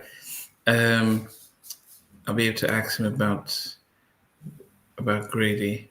Yeah, the same thing happened with Ezekiel said. The same thing happened with Tony Braxton. So you know what you don't recognize is when they are paying for your music videos, when they are giving you all this expenses, it comes out of your money. But you sign a record deal, and for every for every $1 that that the record earns, the label takes between 70 to 80%, and then you as an artist will take let's say 30% at the most. Out of Mhm. that 30%, all the expenses for making the record, the producers. Okay, there you are. Okay, so sorry. I was saying, what was I talking about? Yeah, no, no. You just you explain about how they do the kickbacks and things and stuff, and Yes. people just explaining how Tony Braxton and TLC fell victim of those high Oh profile yeah. things.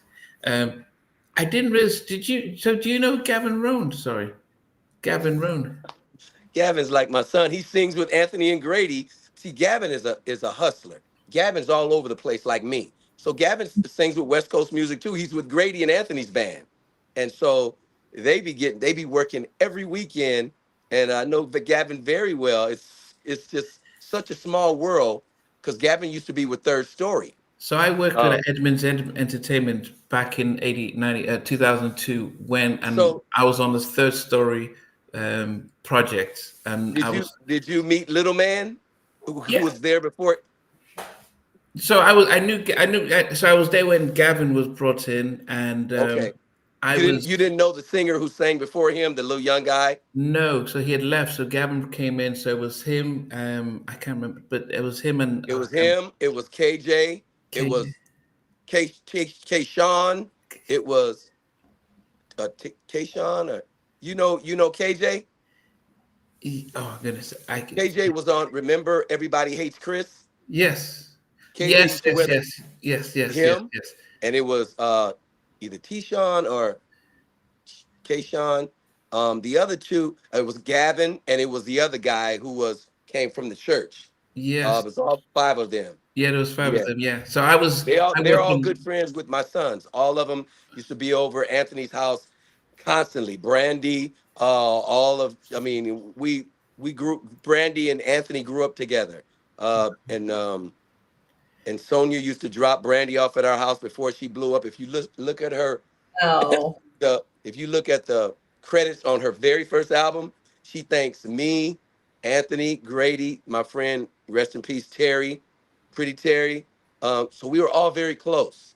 And yeah, Oh yeah, Jason. Yeah, Jason. Jay Sean, right? Jay Sean, Yes. right? Yeah, yeah. Yeah. All of No. these So cats are yeah, I the, was sing- in. the singer Jason. Jay. I don't No, no, Jay Sean. S. Jason. Yeah. Yeah, he used to Yeah. Oh, be in So Third Story. so I worked at Edmunds probably for 6 months back in 2002, and I was Wow. in marketing and promotion Oh, and yeah, and it was interesting working behind the scenes and just watching all the money they were wasting printing out CDs and just giving them out for free. I'm like, why are you wow. giving out free CDs? Yeah, These, and the waste of the expenses. And I'm like, no wonder artists are not going to make money because I that's just right. saw the wasted money. But my issue was, and I remember speaking to Gavin at the time, and he probably won't remember that they were already acting like they were superstars when they hadn't come out, and I was like, guys, this industry, there's no guarantee and stuff. And unfortunately, I think um, Def Soul, they really just wanted to release Joe Budden. So the first single was Joe Budden. Dark Child produced it, but Jay Budden had the rap on it, and it wasn't their best. So they had some better singles that could have featured them. I still have the CD, but I try to speak to Gavin to like, man, I mean, if just do you love the music or is it the fame and everything? And so, yes, it was a pity that they didn't blow up, but Well, yeah, it's all about being famous when you're young. You don't mm, realize that the art of it. So they were, my sons did the same thing when Jermaine Dupri when they had their brothers to brother on BET. mm, They was like all acting like stars. It's just their age. You know what I'm saying? Um, and they were kids at the time. So everybody wants to be a big old star like whoever they idolizing at the time. You yeah, know and I don't blame them. But now that we get seasoned, yeah, they know it's just a job. You do that job and you go home. You let the girls alone. You let the alcohol alone. You let the drugs alone. Do your job and go home because you want to be an enigma. You don't want to be in people's faces all the time unless they won't pay to see you. You know? yes. Well, Dave, I'll let you take back in and stuff, but I mean, definitely great. It's great. Crystal Johnson. I don't, do you still remember working with Crystal? Yes. Yeah, I remember I saw that interview. I haven't heard her name. It's such a shout out to Crystal, man. I just added her on Instagram because I was always wondering what happened to her. And so yeah, well, I was on this I went to high school with a guy named Andre Cleveland. He's the one that got me signed to RCA Records. And he had a production company called Tinseltown Records. Tinseltown Productions, and he signed me, Tyler Collins. So we were signed at Tinseltown, and in Tinseltown, kind of like lent us out to RCA Records. So when Tinseltown somehow made Skip Miller upset. I tried to go back door and see, hey man, can I sign directly to RCA? He said no, that would be a big lawsuit from Tinseltown Production. And so I was saying before that Eric Nuri worked at RCA first. He was A&R for R&B music, and now he's married to Saida Garrett. He's her manager. Yeah. So Oh. he left, and that's when Skip Miller came and took over. And Skip's like, okay, they dropped the ball on Come Play With Me. When you do Romance Me, we're gonna blow it up for you. So if you see that video, and we're gonna spend money on your video, and we're not gonna have you sweating all over. So if you see me doing Sticks and Stones, man, look at it. How much? Because I'm a sweater, right? And you see me on Soul Train, dude. I told Don Cornelius, I said, hey, dude, I sweat a lot when I dance, so let me have a towel when you interview me, so I can pat my face, right? Man, so I hate looking at that Soul Train interview, dude. I'm huffing and puffing. And he said, I'm sorry, Grady, I promised you a towel. And so I'm like, I wanted to choke Don Cornelius's neck, right? And then on Sticks and Stone on the video set, and I look at the video to this day. I'm like, how could they let that? Why did it stop it and pat my face? I'm sweating. But then on Come Play With on Don't Turn Your Back on Me, it was totally different. He had big old fans. Skip Miller said, you won't be sweating on this video shoot. So I look at my face on that and I'm like, yep, it's cool. And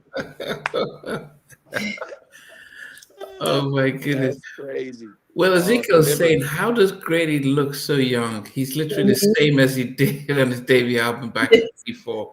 Wrong Side what? of Love, Black Don't Crack.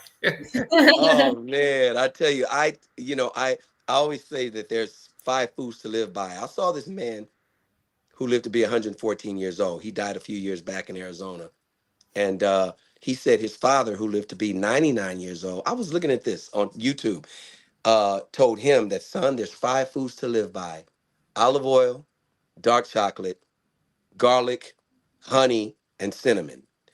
Every day I get up and cut up garlic and I swallow it like vitamins with warm lemon water. And Okay. then I drink tea. I give my mother the same thing and put cinnamon, organic honey, but now I add cayenne pepper, ginger, um, and I put that in my tea. On the olive oil, I pour it in a little container, sprinkle lemon on it, and just take it down like that. If you Google those five foods, which I did, I've been doing it like 15 years now. And the dark chocolate is good for your heart. And no sugar, just straight 100% dark chocolate. It's a little bitter, but Google dark chocolate, garlic, honey, cinnamon, and olive oil. Do Google that stuff and see what it does to the human body. I always tell all my sons and everybody, but I do it like clockwork. I program every morning, and I tell you, man, I feel incredible. And you just got to take garlic is something, man. It just cleans you out, and that warm lemon water every morning is incredible. Swallowing with the garlic, that's what I do. Been doing it 15 years now. And I don't drink alcohol. I stopped drinking alcohol. So that Wow. preserves you too. Yeah. Oh my goodness. Do you Wow. work? Do you have a workout routine too, or no? Workout? Yeah, do you work No, out I or got no? I gotta stop. You trying to tell me I look fat? I gotta start going back to the gym. No, no, I'm just saying because you're keeping up with your dancing every I performance. Like, know. are you working out same time or? Well, no, no, no. I'm gonna start going back to the gym since I um I like going to the gym, but I do so many shows a day. It's you see how I dance, right? And that Yes. cardio, it's like muscle memory too. I've been dancing like this since I was a kid. So I'm not doing nothing. I don't do no splits anymore. I don't do that back thing that Jackie used to do. Ain't that much money in the world. And so, but I can do like three turns and fall on my knees if I wanted, like Michael Jackson did on the 1988 Grammys. But Yeah. I Yeah. don't do that unless it's a whole lot of people that somebody might see me and like, hey, boy, we want you on this TV show. I've been falling on my knees since last year in Canada. So Mm. I'll do like three turns and fall on my knees. And but I got to have on knee pads though. I can't just fall on my knees. Oh, goodness. Well, Grady, it's been really good having you take your time, to Man, share the stories. I mean, to imagine, from Aretha Franklin to Stevie Wonder, such an yeah. amazing story. And I do wonder, did you realize how famous Aretha Franklin was when you were sitting by her on her Oh piano? yeah. Because my sister Raquel sang on one of Aretha's records before she even signed us.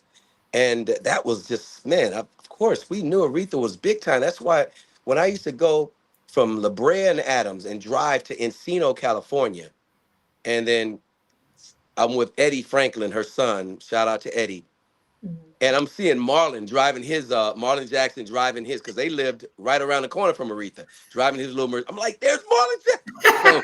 So from West LA to there, it seems like a whole nother county away at the time. And just to be in her house, she's sitting there playing on piano. That's when she was smoking cigarettes. And that was a dream come true to be in the Queen of Soul's house. You know, Mhm. it was crazy. So yeah, I knew. Did I mean, we always heard this rumor that when she performs, she doesn't like the air condition, so it affects her voice. So it's normally hot, and she's sweating a lot. Was that something that you noticed that it had to be room temperature? No, because you know what, man? I never went to a Aretha Franklin concert. I would just see What? her in her house, just playing. She picked on the piano. That's all Aretha did. I sit over there and I'm messing with her. I'm sitting. She's like, "Hi, Grady." She said, "Have a seat." Eddie will be down, and I sit down, and she's got a cigarette on her, and she's just playing piano. Then she'll get up, walk to the kitchen because she had cater every day with soul food. She'll walk to the kitchen, eat a little bit, come back to the piano. She would do that for hours at the piano. And Wow. then she would go upstairs, and Eddie and I would go and do whatever we did, you know. Um, and so I never went to a concert, but usually any singer, if you're in a cold place like that, it's best to warm up because you warm up on stage, and as you go forward with the show, your voice gets warmer and hotter, and it gets better. If you got an air conditioning and it's cold, that's a no-no for singers. You can get sick. Wow. I mean, it's strange that you never saw her perform live. Was there a Never. reason? I never ever I never ever tried to go see Aretha. That's crazy, man. Growing up in LA, I mean, the only concert, then I'm ashamed to say it now, that I wanted to see was the Jackson Five and Smokey Robinson. I saw the Jackson Five. I saw Smokey Robinson, me and my sister, and I saw Al Green at the Forum because the Forum was literally 20-minute drive from my house. Okay. Um, so I saw Smokey at the Forum, the Jacksons every time they came in town, a Hollywood Bowl. I didn't start getting into because I was performing so much as a youngster that I didn't, but I made time for the Jackson Five and Smokey Mhm. and Make Al time. Green. I remember Al Green. I think Al Green opened up for Smokey at the time. Okay. Okay. Well, we've kept you. I think normally we always ask at the end of the questions that if you had a favorite movie, what would it be? Just to, what's your all-time favorite movie? Yeah, I'm a movie buff from the 1940s and stuff like that. Oh goodness. And so I love cats like Spencer Tracy, James Cagney, Humphrey Bogart. But anything with Denzel in it these days, I love Denzel. He's just incredible to me as an actor. And it's funny how I knew Denzel. I met Denzel before he got to be Denzel. What? So my manager, the African lady I was talking to you about, Mhm. I was over her house in Beverly Hills, and Denzel's wife knew her. So I was coming downstairs saying goodbye, madame, and I went down. This big old mansion was on Foothill that these Africans own. I'm going down. Who's sitting in the living room but this black man? And this was like in 1984, 83, 84. Mm. And so I'm like, hey, man, I introduced myself to everybody. Hey, I'm Grady. I was going out. And he said, oh, I'm Denzel, to show Wow. you how Denzel never forgot. I lost contact with Denzel. I can't write this. And fast forward from '83, I'm like, that's that dude I met at Ben Am's house on the couch. So then to 2000, 25 years ago, y'all, I heard he owned a restaurant on Melrose Boulevard. It was named after his grandmother or something. So I'm like, let's go to Denzel's restaurant. Do you know, he came up to me and said, Grady, where you been, man? Denzel. He remembered me from then. Wow. So, yep. So anything Denzel's in it, but I was watching an old movie last night. Spencer Tracy's one of the greatest actor of all times, and Jimmy Cagney.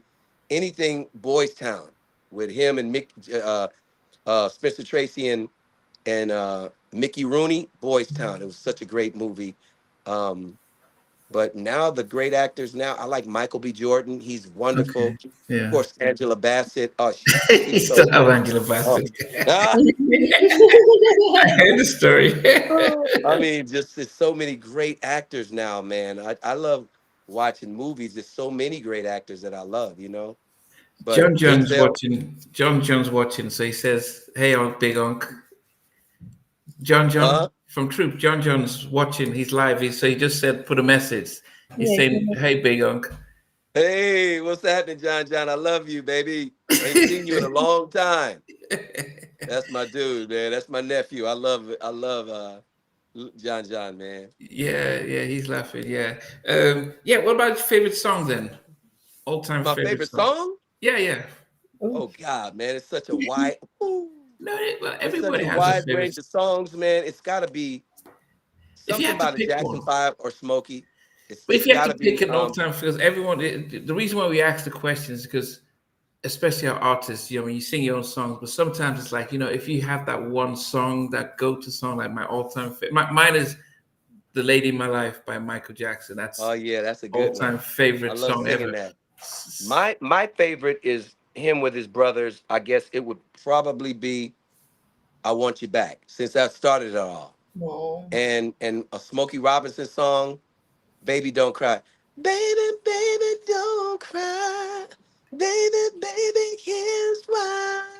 Because love is here, standing by my side. I just remember singing that when I was a little boy all the time. And so "Baby, Baby, Don't Cry" by Smokey, "I Want You Back" by the Jacksons. And Aretha, her catalog is just, when you put her on, it's like, oh, you're no good, heartbreaker. You're a liar and you're a cheat.